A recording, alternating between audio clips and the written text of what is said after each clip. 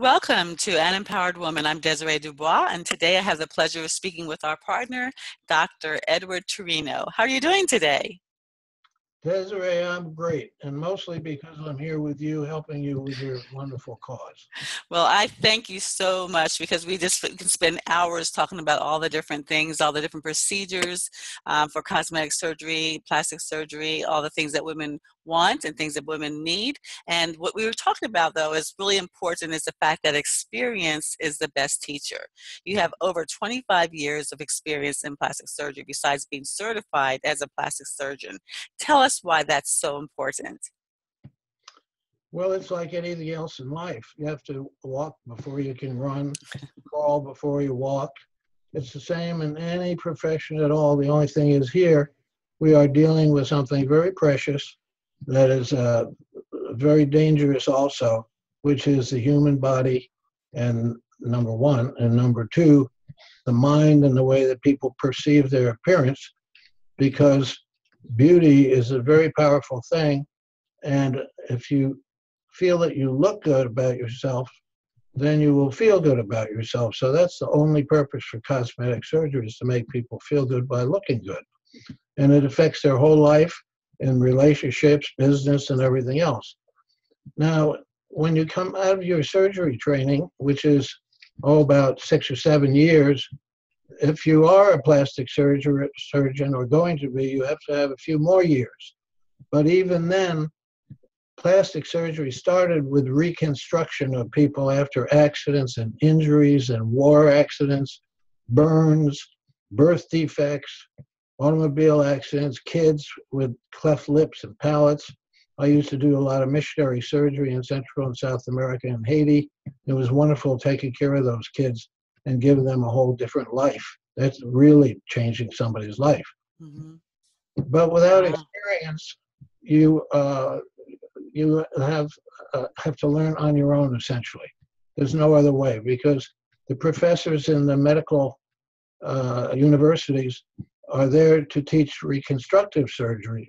That's what plastic surgery started with, and they don't care about cosmetic surgery because they think it's vanity, and that we're doctors, not beauticians, is what they say.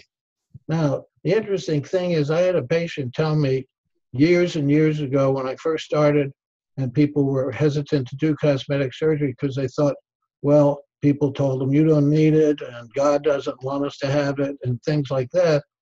The lady told me something that I told my patients afterwards, and it's been a wonderful thing ever since. Vanity is a lesser sin than self-neglect. Wow, that's very, very powerful, very beautiful. I think it just has a lot. I mean, I think that how people show up in the world is very important to some of the people, and just depends on different levels. Like you said, it could be for their business, it could be for their personal life. And now that they have the options, my suggestion is just to make sure they take the safe alternatives and do it correctly with the right people. Well, no doubt about that. But that is the most dangerous thing about cosmetic treatments. Now, if it's a hairdresser or a manicurist or whatever, the hair grows back, the nails grow back. But when it comes to surgery, or even some of these new minimally invasive treatments, some of them even get certain things happen, nothing very life-threatening, but they might get some scar on their face or some discoloration, and it makes people miserable. And they're very unhappy for the rest of their life. And those people can, well, I could tell you that back in the 1990s, we actually had 4 plastic surgeons who were killed by patients who thought their life was going to be changed by the surgery when they were depressed, and nobody really knew how depressed they were. And so they took it out on the plastic surgeons, and a couple of them, maybe even more than a couple, took their own lives too. So it's a very, very important thing to choose your surgeon properly that has experience. There is no substitute for experience. It's the very best teacher of all.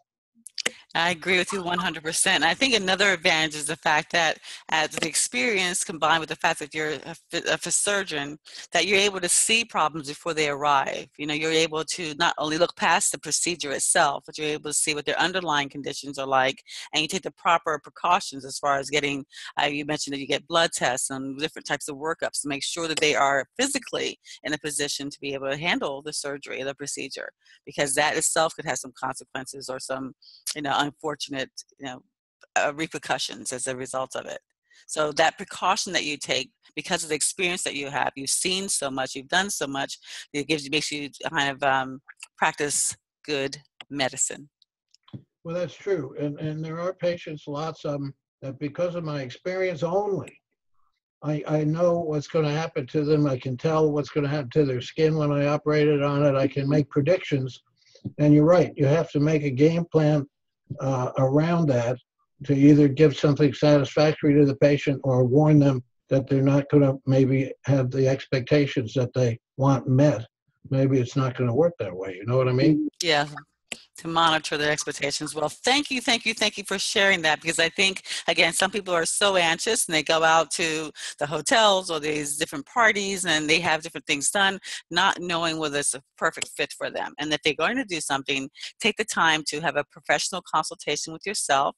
It's complimentary, so they can contact you and have a consultation in your office, or do it virtually if they're not available, demographically. But in any condition, event, make sure they have appointments, consultations, recommendations, and go with somebody that is going to actually do the best and bring out the best in them. So I thank you for that. Absolutely correct. Thank you very much, too. You're welcome. I want to thank our listeners and our viewers today. And until we meet again, stay empowered.